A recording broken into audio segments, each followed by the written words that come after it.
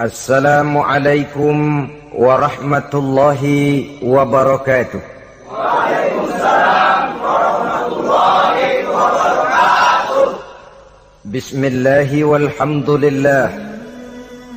Wassalatu wassalamu ala sayyidina Rasulillah wa ala alihi wa sahbihi wa man tabi'ahu wa wala. Amma ba'du, subhanaka la ilma lana illa ma 'allamtana innaka antal alimul hakim. La hawla wa la quwwata illa billahil aliyyil azim.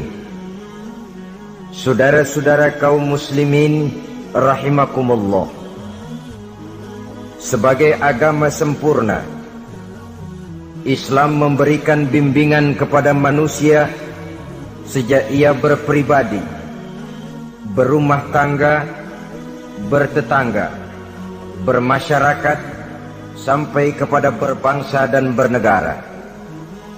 Adalah benar jikalau dalam ayat ketiga surah Al-Ma'idah Allah subhanahu wa ta'ala berfirman, Al-yawma akmaltu lakum dinakum wa atmamtu alaikum ni'mati wa raditu lakumul Islam dina. Pada hari ini telah aku sempurnakan bagimu agamamu. Sempurna dalam arti bahwa nilai-nilai Islam menyentuh seluruh kegiatan hidup manusia, sejak dari yang sekecil-kecilnya sampai kepada yang sebesar-besarnya.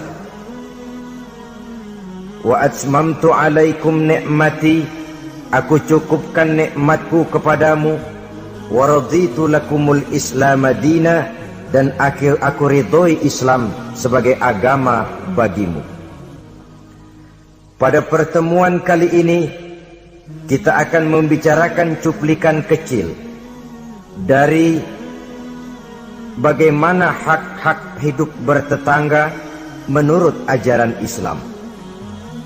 Seperti yang kita maklum bahwa secara zahir tetangga adalah orang yang paling dekat hidupnya dengan kita. Apalagi jikalau kita adalah perantau, walaupun hakikatnya seluruh manusia di permukaan bumi ini adalah perantau. Tapi perantau dalam artian kita jauh dari kampung halaman tempat di mana kita dilahirkan, jauh dari ayah bunda, keluarga, sanak famili, dan handai tolan. Tidak selamanya hidup ini berjalan mulus. Kadang kita berhadapan dengan hal-hal yang tidak menyenangkan. Kadang kita bertemu dengan hal-hal yang tidak kita harapkan. Tentu bukan orang dari kampung yang datang menolong kita lebih dahulu, melainkan tetangga sebelah menyebelahlah barangkali yang akan melaksanakannya. Banyak orang merasa senang tinggal dalam satu lingkungan oleh karena ia mempunyai tetangga-tetangga yang sesuka hidup sosial, bermasyarakat, hormat menghormati, dan lain sebagainya. Tetapi tidak jarang orang merasakan lingkungannya sebagai neraka oleh karena tidak ada tetangga-tetangga yang dapat diajaknya untuk hidup bersosial. Demikian besar perhatian Islam terhadap hak-hak bertetangga ini, sehingga melalui hadis dari Abi Suraij Al-Khuzai, Rasulullah sallallahu alaihi wasallam bersabda, "Man kana yu'minu billahi wal yaumil akhir falyuhsin ila jarihi." Rawahul Bukhari wa Muslim. Beliau bersabda, barang siapa yang beriman kepada Allah dan hari akhir, hendaklah ia berbuat baik kepada tetangganya. Iman kepada Allah dan hari akhir dijadikan taruhan untuk memberikan stres agar kita bisa berbuat baik kepada tetangga. Dengan kata lain, hanyalah orang yang beriman kepada Allah dan hari akhir saja yang akan bisa berbuat baik kepada tetangganya. Kalau demikian masalahnya, bagaimana cara berbuat baik kepada tetangga? Dengan kata lain, apa hak-hak dalam kehidupan bertetangga itu? Melalui hadis yang diriwayatkan oleh Amru ibnu Shu'aib, Rasulullah pernah bertanya kepada para sahabat di satu hari, "Atadruna ma haqqul jar?" Saudara-saudara, tahukah kamu apa hak tetangga itu? Beliau sendiri kemudian menjawab, pertama, izasta'ana bika a'antahu. Apabila ia minta tolong kepadamu, hendaklah kamu memberikan pertolongan kepadanya. Ini merupakan hak di dalam kita bertetangga. Apabila orang datang minta tolong kepadamu dan kamu memang berada dalam satu posisi yang sanggup memberikan pertolongan, janganlah berat tangan untuk menolongnya. Sebab biasanya di dalam kehidupan bermasyarakat, jika kita tidak sanggup menghormati orang lain, jangan berharap orang lain akan mau menghormati kita.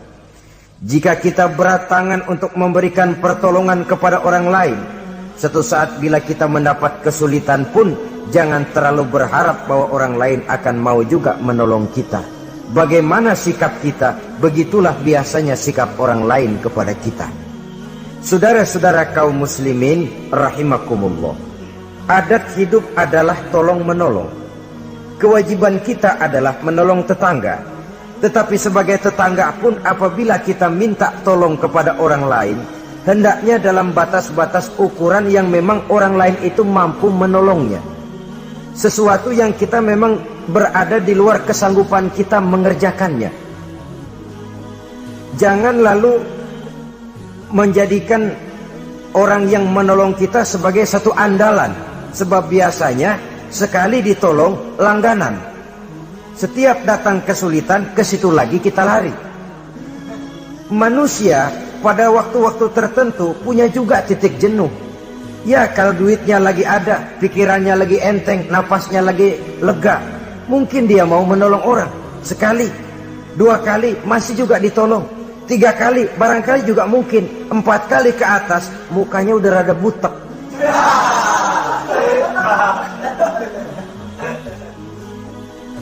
Saudara-saudara, oleh karenanya, walaupun adat hidup adalah memang tolong menolong, tolong menolong itu artinya kan take and give, saling memberi, saling menerima. Ada saatnya kita memberi, ada saatnya juga kita menerima. Tapi yang diajarkan oleh agama memang yadul ulia khairun min yadis sufla, seperti kata Nabi. Tangan di atas lebih baik daripada tangan di bawah. Artinya yang menolong posisinya lebih baik daripada orang yang meminta pertolongan. Tapi biasanya kita umumnya lebih demen minta tolong daripada nolongin. Bahkan sesuatu yang kita mampu pun, kalau masih ada yang mau nolongin, masih kita andelin tuh orang. Ya lu aja dah, lu aja. Padahal kita bisa. Akhirnya terdidik kita untuk manja, kehilangan kepercayaan kepada kemampuan diri sendiri. Saudara-saudara, jadi walaupun adat hidup adalah tolong menolong, tetapi jangan lalu mengandalkan sehingga kita tidak mau mengeluarkan kemampuan yang maksimal untuk melakukan usaha terhadap sesuatu yang memang kita masih mampu untuk mengusahakannya. Ini yang pertama. Yang kedua kata Nabi, wa izastan soroka nasortahu. Apabila ia meminta bantuan kepadamu, maka bantulah. Ada perbedaan antara ista'ana dengan istansoro. Ista'ana biasanya pertolongan dalam bentuk moral. Istansoro pertolongan, bantuan dalam bentuk material. Menolong dengan membantu. Membantu kelihatannya lebih real, lebih nyata. Menolong bisa secara moral. Keduanya diajarkan oleh agama. Orang yang datang minta tolong kepadamu, tolong dia. Orang yang datang meminta bantuan kepadamu dan kamu ada kemampuan untuk itu, bantu dia. Allah akan selalu menolong seorang hamba selama hamba itu masih mau menolong saudaranya. Allah selalu akan membantu seorang hamba selama hamba itu masih mau membantu saudaranya. Sehingga dengan demikian, orang yang kita tolong mungkin dia tidak bisa memberikan balasan kepada kita. Orang yang kita bantu barangkali juga tidak bisa memberikan balasan kepada kita. Allah yang akan memberikan balasan melalui jalan lain yang tidak pernah kita sangka-sangka barang sedikit pun. termasuk jenis yang min haitsu la yahtasib, termasuk jenis yang tidak kita perkirakan sebelumnya dari mana datangnya. Bahwa pertolongan kita kepada orang lain akan meluaskan jalan usaha kita, bantuan kita kepada orang lain akan melancarkan rezeki kita sendiri. Tidak ada orang jatuh miskin karena rajin membantu orang lain. Tidak ada orang jatuh bangkrut karena murah tangan rajin sedekah. Wah, dulunya dia kaya banget Pak, cuman kerajinan sedekah bangkrut sekarang. Tidak ada. Belum pernah ada terjadi itu. Bukan bakhil yang menyebabkan orang jadi kaya, bukan sikap pemurah yang menyebabkan orang jatuh miskin. Malahan saudara-saudara, kaya itu kan ada dua macam tuh.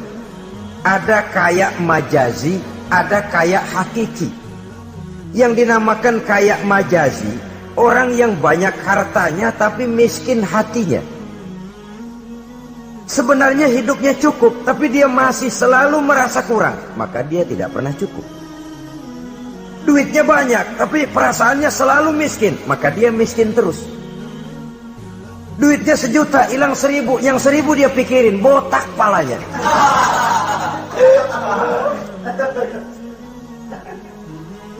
Harta dia cukup, hati dia miskin. Itu yang disebut kaya majazi. Cuma kaya dalam arti kulit luarnya saja. Bahkan kadang-kadang dia sendiri tidak bisa menikmati kekayaannya. Jangankan orang lain, dirinya sendiri tidak bisa menikmati kekayaannya. Konon lagi akan memberikan bantuan kepada orang lain. Duitnya banyak, nah saban sehari makan sama pala gesek mulu.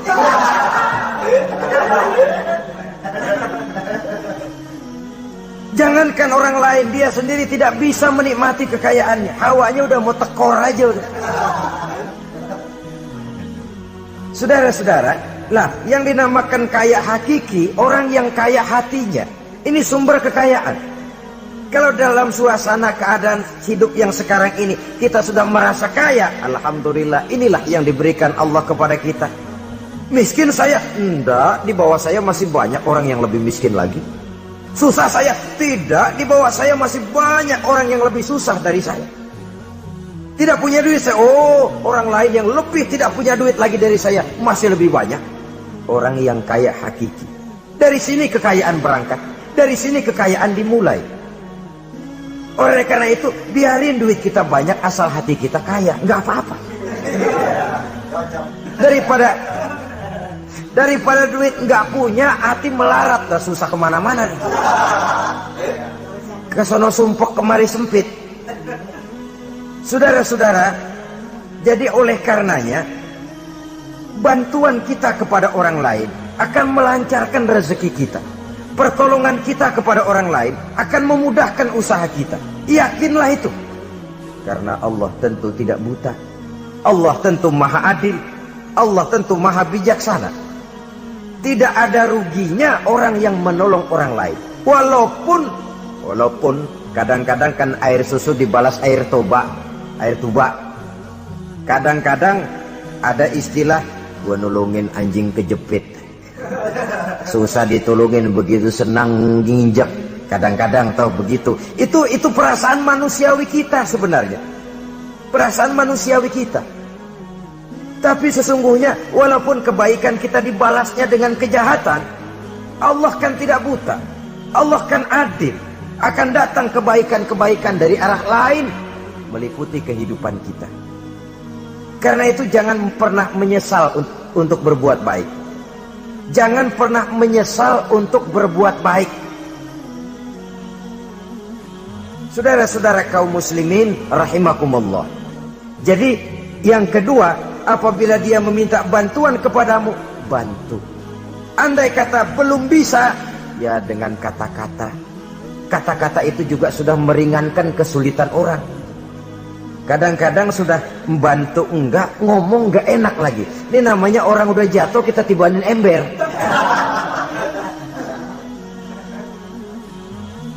Orang sudah datang minta bantuan, kesulitan. Sudah gitu udah enggak kita kasih. Ngomong kita pahit bener. Potongan lu mau minjem duit apa ada harapan ganti. Umpamanya saudara-saudara, Taruh kata tidak bisa kita membantu secara real, bantulah dengan kata-kata.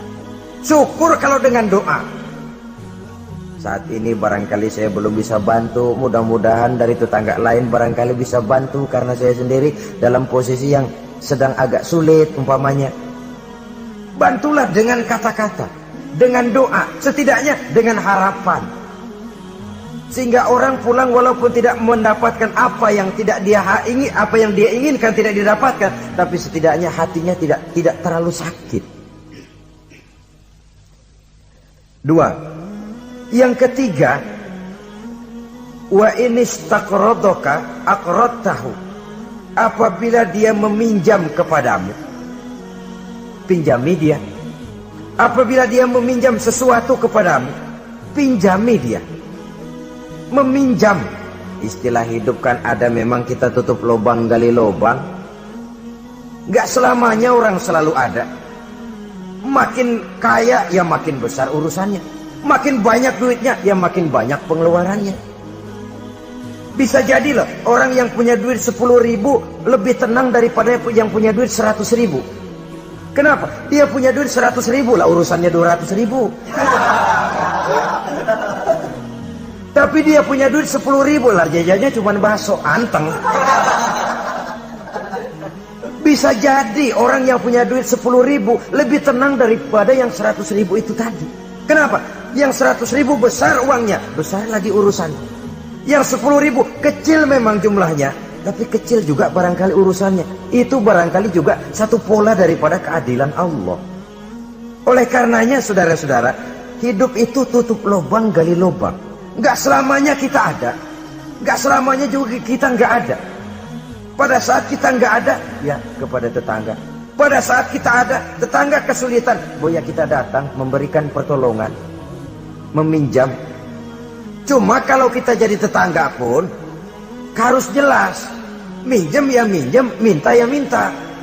Ini jangan minta ya minta, minjem ya minta. Enggak jelas batasnya, enggak jelas batasnya, saruh jadinya. Sebab istilah minjem ini kan utang. Utang itu adalah kewajiban kita untuk membayarnya. Jadi harus jelas. Minta, ya minta.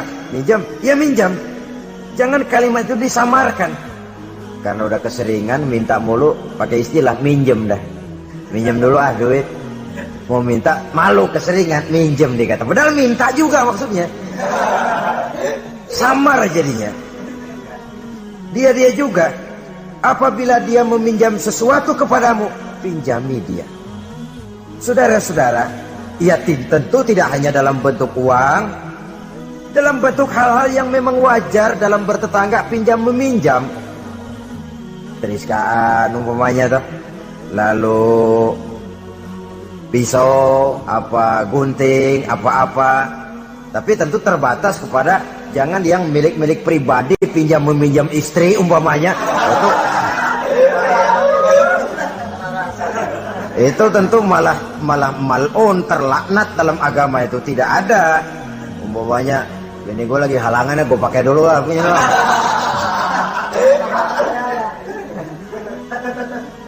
Apabila dia meminjam sesuatu kepadamu yang kamu ada, punya, pinjami dia. Sebab satu saat pun pasti akan terjadi di mana kita juga bisa minjam kepada orang lain. Dengan demikian akan terjadi saling pengertian.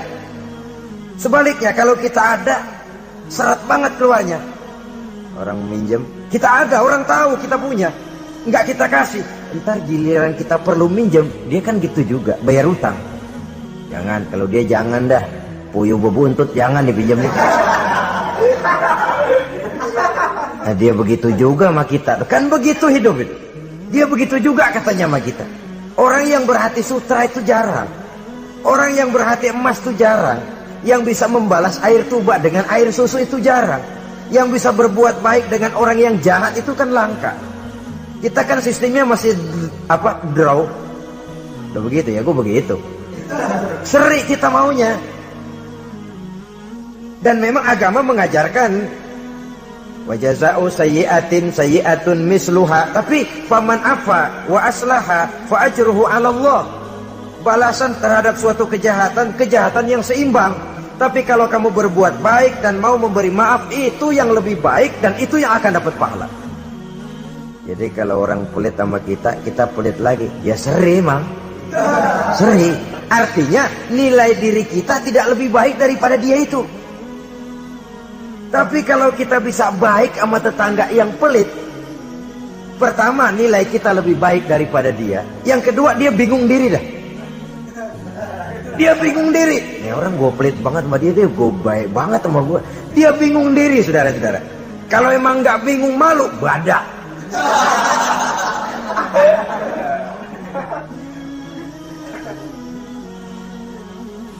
Berbuat baik kepada orang yang tidak baik kepada kita.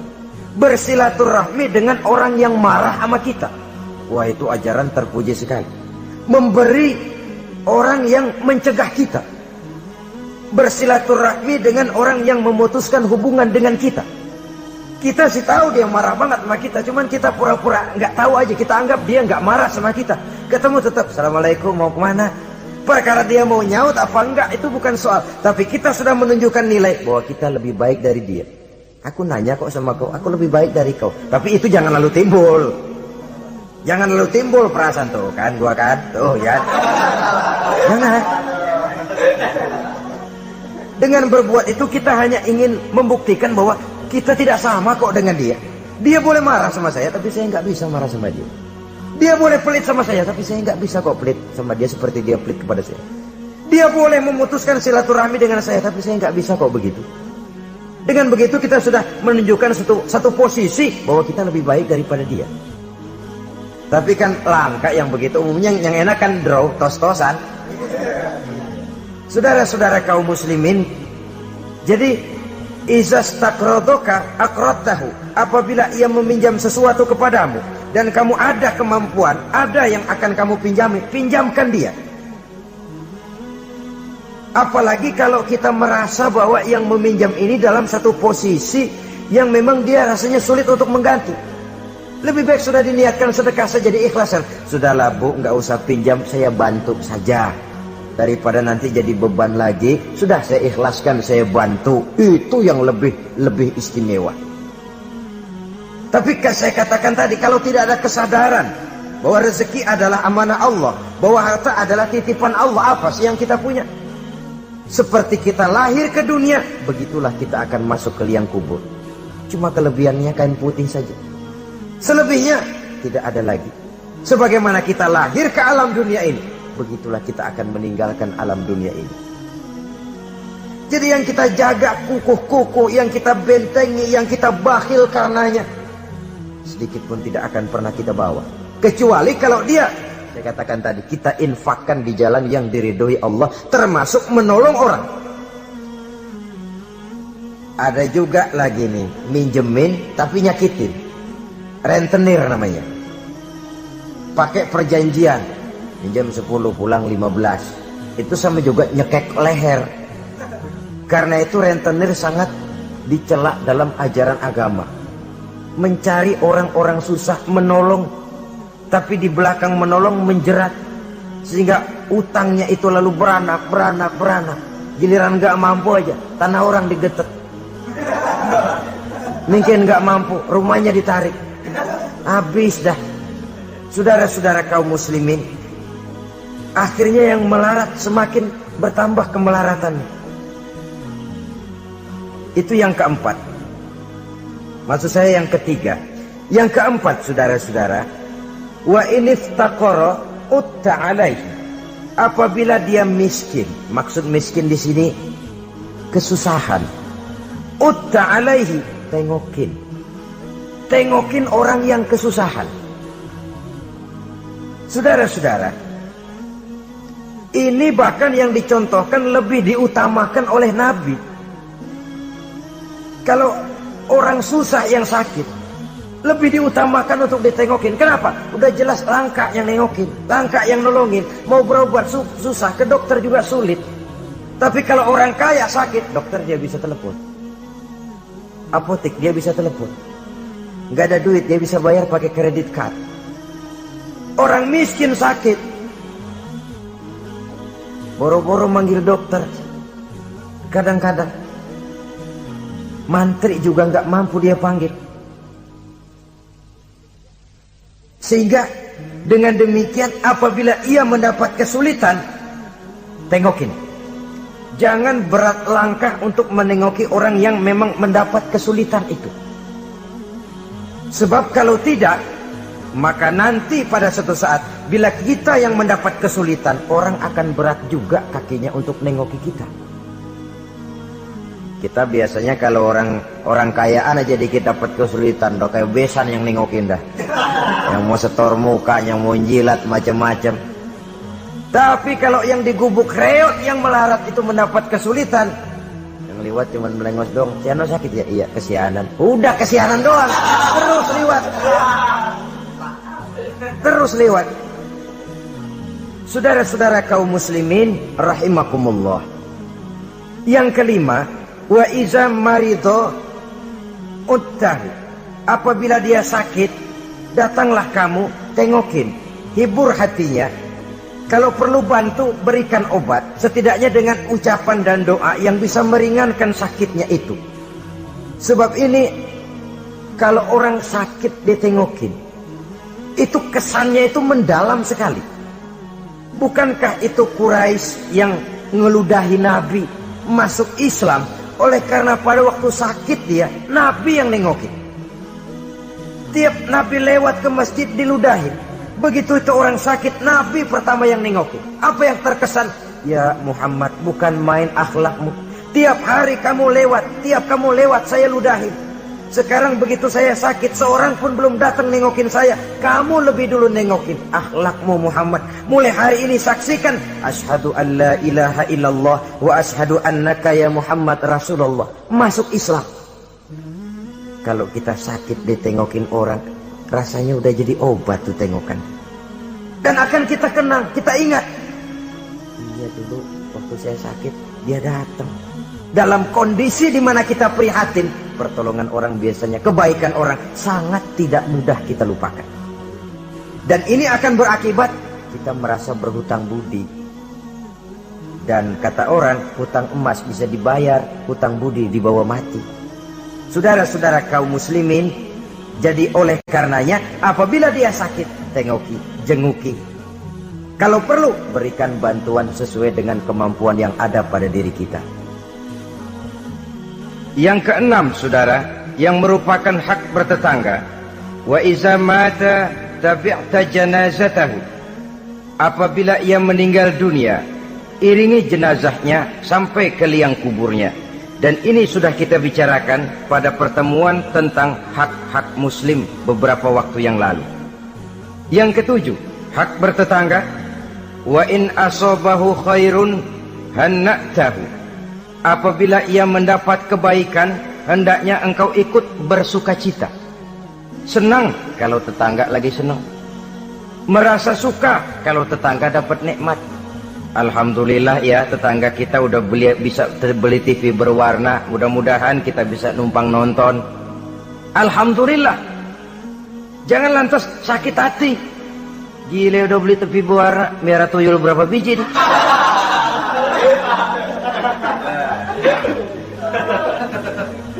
Sebab umumnya kan begitu. Kalau kita ada, orang selidikin dukunnya. Kalau kita keblangsak, orang surakin.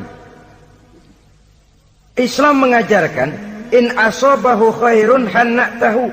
Kalau tetanggamu mendapat kebaikan, hendaknya engkau ikut bertahniah, ikut bersukacita, ikut gembira. Syukur, alhamdulillah dia mampu.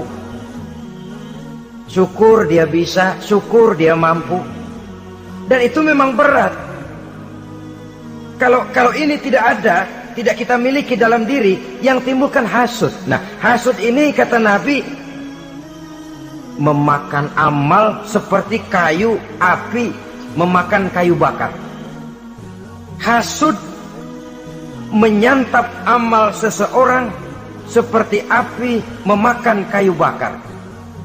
Kita sangka sembahyang kita udah cakep bener, tapi punya sifat hasud, maka nilai sholat kita itu bisa dimakan oleh sifat hasud tadi. Kita sangka puasa kita udah cakep banget, tapi hati berbulu, hasud. Kalau orang Betawi bilang berak, nggak ada demen-demennya sama orang. Ada orang dapat nikmat, timbul hasudnya. Hasud itu akan menggeragoti amal seseorang, kata Nabi, seperti api memakan kayu bakar. Api kalau makan kayu bakar kan cepat sekali, kretek habis. Begitu cepatnya hasud memakan amal seseorang. Jadi kita yang sudah rajin sholat, kita yang sudah tekun puasa, kita yang sudah rajin baca Quran, tahajud di waktu malam, jangan dulu lalai, jangan dulu sombong. Siapa tahu hati ini masih bersarang penyakit hasud.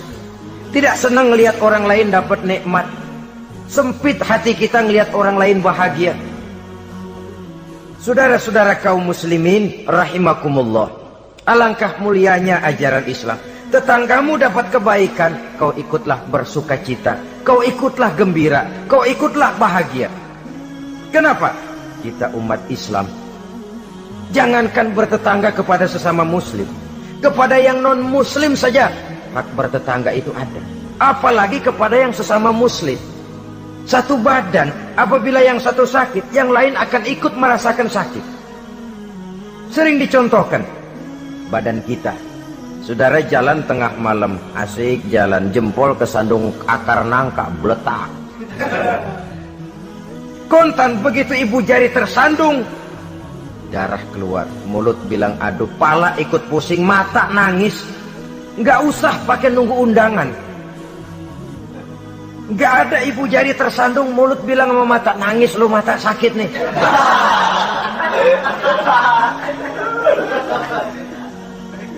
Kalau anak sekolahan bilang, ini yang disebut solidaritas sosial yang terjadi secara reflektif. Begitu tetangga senang, kita ikut senang. Tetangga susah, kita ikut susah. Reflektif. Sehingga dengan demikian kita ini bagaikan satu badan. Apabila yang satu sakit, yang lain ikut merasakan sakit. Lebih dari sekedar darah, ras, kita diikat dengan akidah. Dari akidah yang sama lahirlah rasa kesamaan, kesetiakawanan sosial, istilah sekarang ini.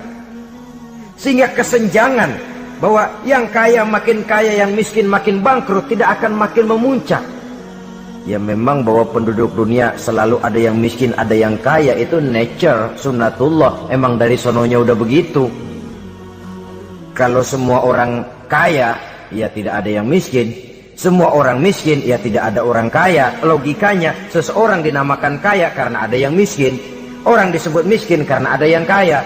Kenapa dia bilang kita bilang dia miskin? Kita ukur dari yang kaya. Kenapa kita bilang dia orang kaya? Kita ukur dari yang miskin.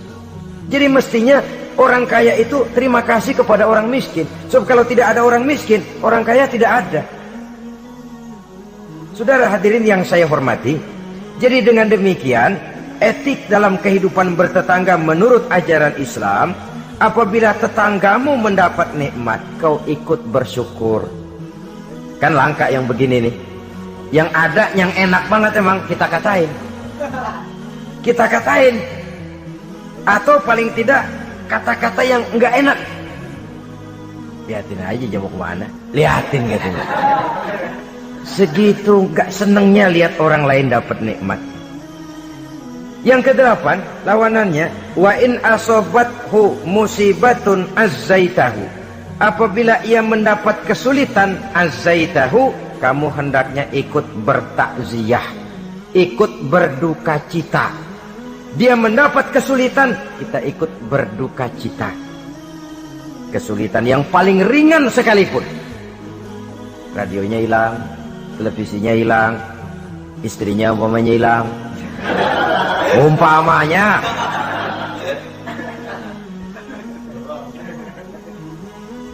Kesulitan yang menimpa dia kita rasakan juga. Sebagaimana kalau kesulitan itu datang menimpa kita. Kan ukurannya begitu. Kayak saya kena begitu, enak enggak ya? Enggak enak, dia juga begitu, maka saya harus ikut seperasaan dengan dia. Ada kesetiakawanan itu. Tapi memang dalam kehidupan lebih mudah cari teman yang mau diajak ketawa daripada cari teman yang bisa diajak nangis. Sehingga kata seorang penyair, in zada mali kullun nasi khulani wa in qalla mali fala khillun yusahibuni. Kalau harta saya banyak, semua orang mau nemenin saya, tapi kalau saya jatuh miskin, kagak ada yang nongol. Kalau kita lagi basah nih, rezeki lagi lancar, yang tumben ketemu ngaku encing sama kita. Iya, lah gua encing lu ini. Ketemu baru itu encing katanya. Tapi begitu kita bangkrut, melarat, bangpak, rusak, laler, roga nemplok. Laler sekarang tahu juga orang susah rupanya. Begitulah kehidupan sesungguhnya, tapi tidak begitu yang diajarkan oleh agama. Saudaramu, tetanggamu mendapat kesulitan, kau hendaknya ikut juga berduka cita. Jangan senyum di atas penderitaan orang lain, jangan menari di bangkai orang lain, jangan tertawa di atas tangisan tetangga, jangan asal senang sendiri. Karena itu pernah dicontohkan, kebebasan kita hakikatnya dibatasi oleh kebebasan orang lain. Kebebasan mutlak tidak ada. Kalau saya beli radio, kalau saya berpikir menurut saya sendiri, radio gue, yang beli gue, pakai duit gue setel di rumah gue, sekeras-kerasnya, ada apa malu pada? Itu kan kalau menurut saya. Tapi tetangga sebelah saya kan juga mikirnya begitu. Mata gue, yang ngantuk gue tidur di kamar gue, ngapa suara radio lu masuk kemari?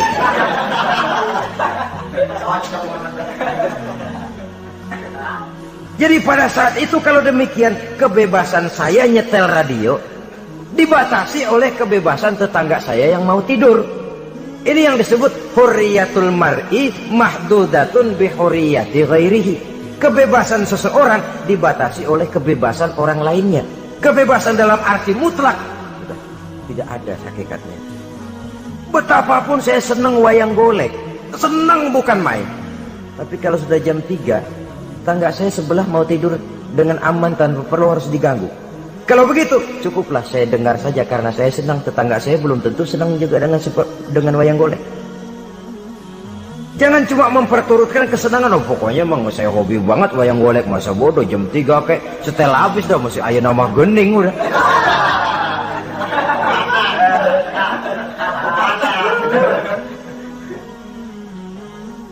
Baiklah saudara-saudara, jadi yang ke-9 sekarang.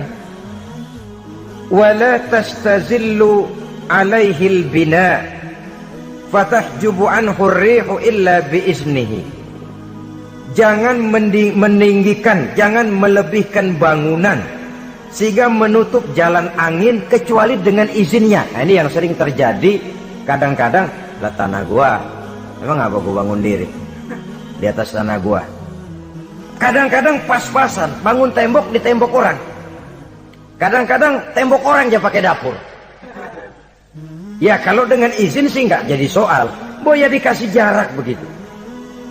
Kadang-kadang ngambil pas sehingga jatuhnya air genteng kita ke tanah orang lain. Itu pun kalau tidak dengan izin orang yang bersangkutan, itu sudah mengganggu hak bertetangga.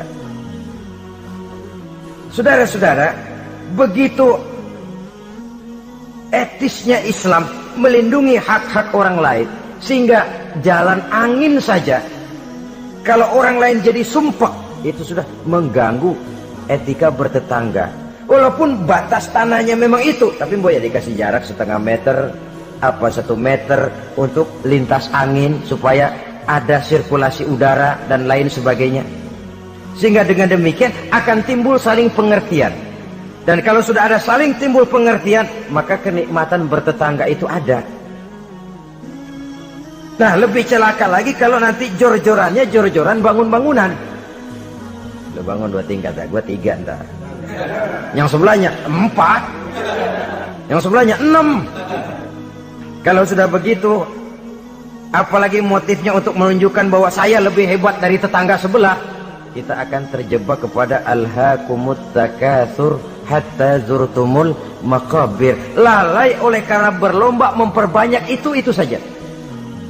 Kebanggaan materi, kebanggaan terhadap sesuatu yang kalau kita kembali menghadap Allah tidak akan pernah kita bawa. Itu yang kita agulkan. Kebun saya, mobil saya, tanah saya, pabrik saya. Tidakkah juga dia bertanya, kalau saya mati, apa yang akan saya bawa? Pabrik itu, kebun itu, peternakan itu akan ikutkah bersama saya ke liang lahat? Kebanggaan material, karena itu sering melahirkan status sosial, dikejar-kejar orang. Tapi kebanggaan moral, yaitu bekal yang cukup di saat kembali kita menghadap Allah, memang tidak kelihatan, jadi dia tidak bisa jadi status simbol yang melahirkan kebanggaan.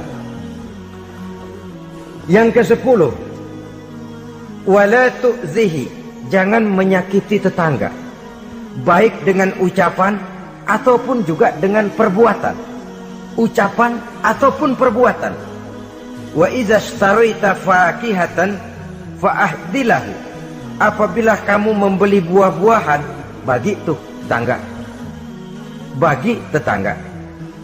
Wa illam taf'al, kalau memang tidak bisa membagi, belinya juga pas-pasan, boro-boro membagi, ngatur anak sendiri juga bingung.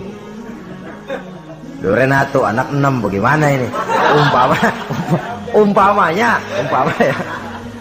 boro-boro membagi untuk jatah anak sendiri kita bingung. Wa illam taf'al, kalau memang kamu tidak bisa bagi, fa adkhil hasirron, jangan demonstratif, bawa ngumpet-ngumpet jalan belakang kek, jangan diteng-teng tuh duren di hidung tetangga. Duren oi, duren. Fa adkhil hasirron, bawa masuk ngumpet-ngumpet. Wala yakhruju biha waladuka liyaghizu biha waladahu. Nah ini anak kita bawa ngumpet masuk, tapi anak kita juga dipesan, kan di rumah aja dah, gak enak sama tetangga. Jangan malah anak kita ajukin, disuruh lu bawa pergi makan di depan anaknya nih. biar dia celam-celam gitu.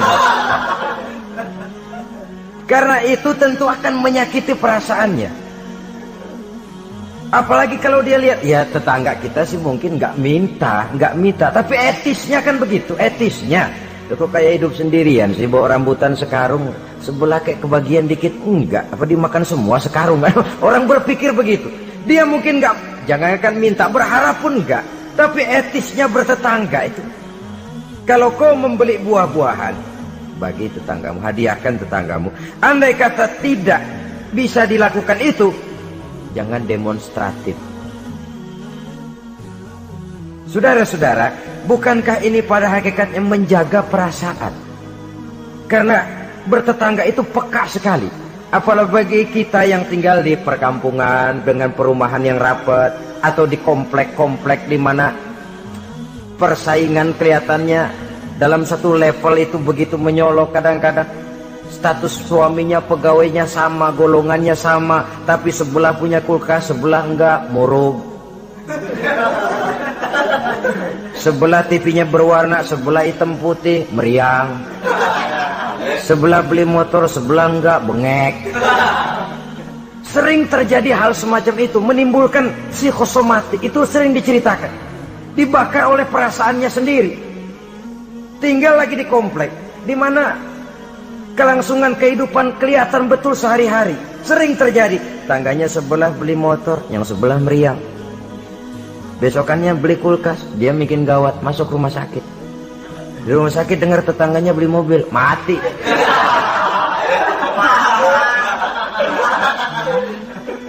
Disiksa oleh perasaannya sendiri, sehingga persaingan itu lalu nanti tidak sehat.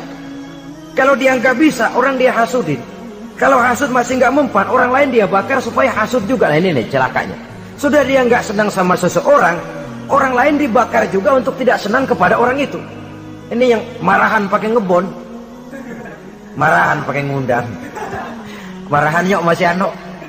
Orang lain sudahlah dia sendiri nggak seneng, orang lain diajak juga, dipengaruhi lagi supaya nggak seneng sama orang itu. Nih dajalnya betul ini. Mestinya bahkan etisnya, kalau kita nggak seneng kepada orang, cukup kita. Orang lain malah, oh dia baik kok, baik. Tapi kok kamu, ya saya cuma kebetulan, dia baik kok, silahkan aja. Mestinya malah begitu. Ini yang terbalik tidak. Kita kalau sudah nggak senang sama orang, ngerambat. Jangan deketin dia. Ajak lagi sana, gosok lagi, gosok. Habis orang digosokin, supaya nggak senang juga sama kita. Lah yang digosok kayak batu cincin lagi, mau aja. Batu cincin apa tikus budek tuh, nggak ngerti apa-apa, nggak ngerti urusan junturungan, hayo aja. Saudara-saudara kaum muslimin, begitu perhatian Islam di dalam menjaga perasaan bertetangga. Sampai dalam hal-hal yang kayak begini, jangan melukai perasaan orang. Ini kan kelihatannya sepele, soal kita beli lah. Yang beli buah saya, pakai duit saya.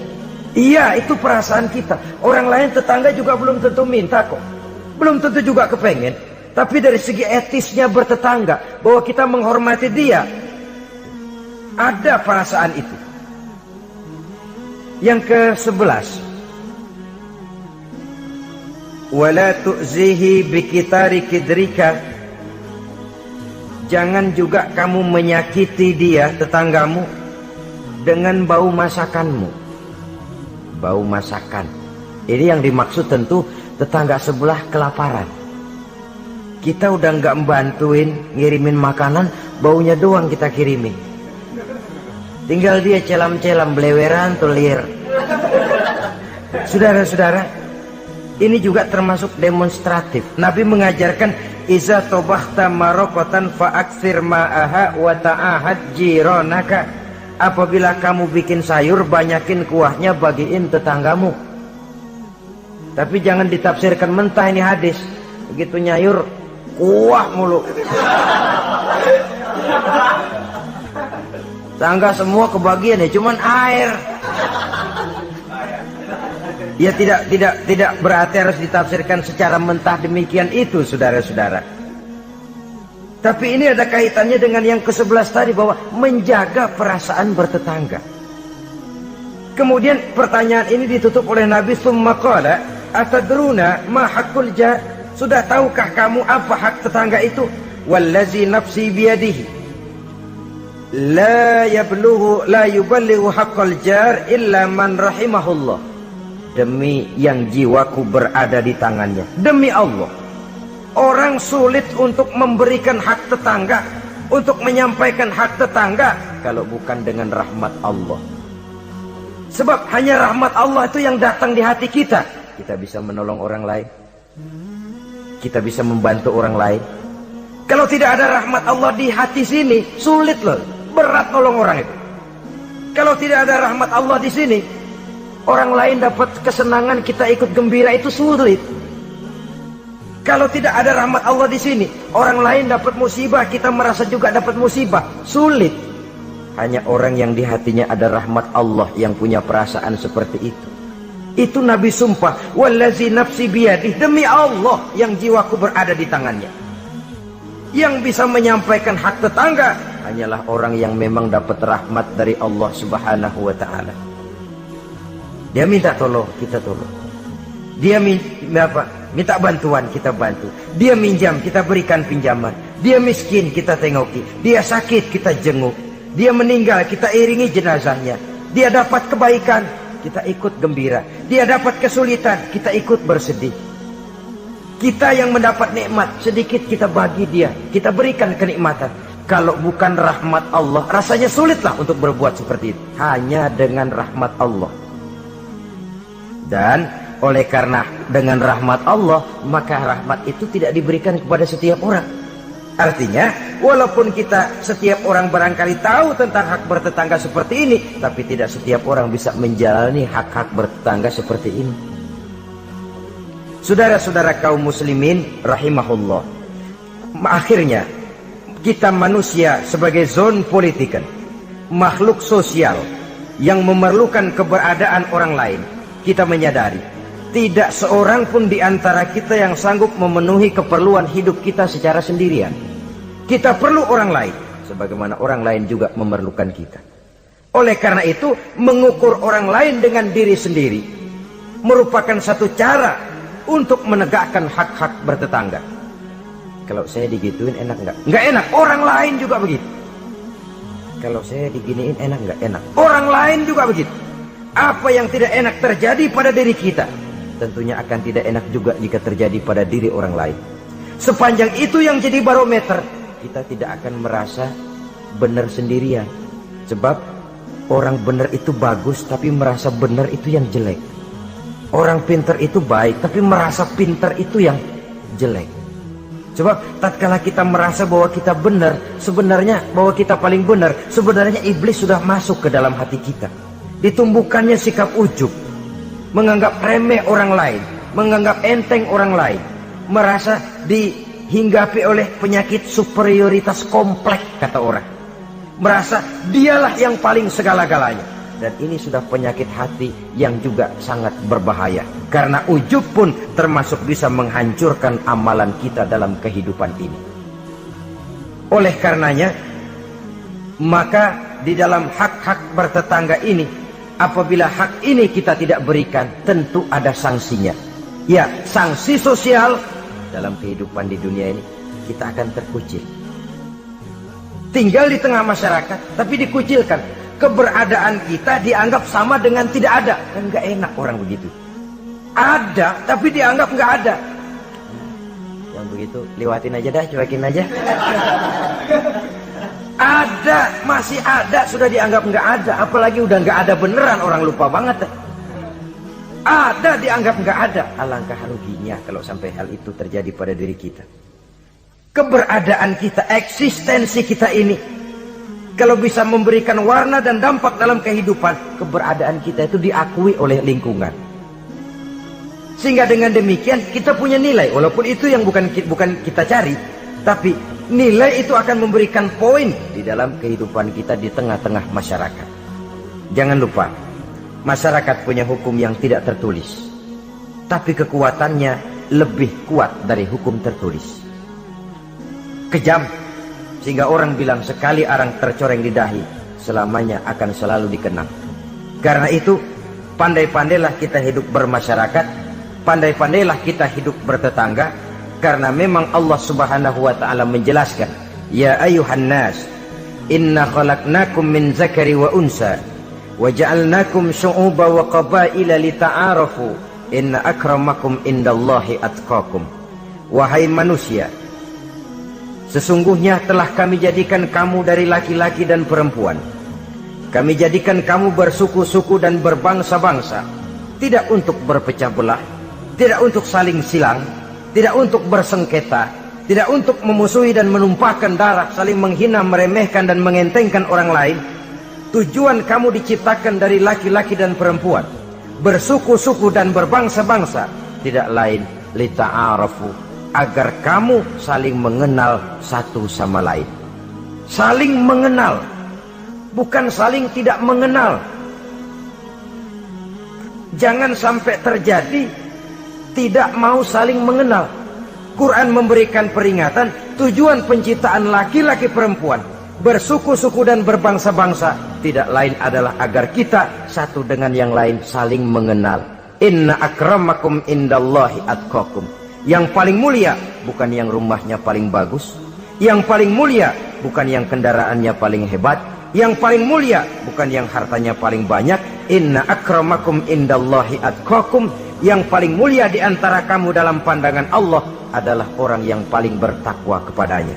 Ke arah itu kita berjalan, dan ke arah itu kita membina kehidupan bertetangga, menjadi tetangga yang bertakwa kepada Allah Subhanahu wa ta'ala.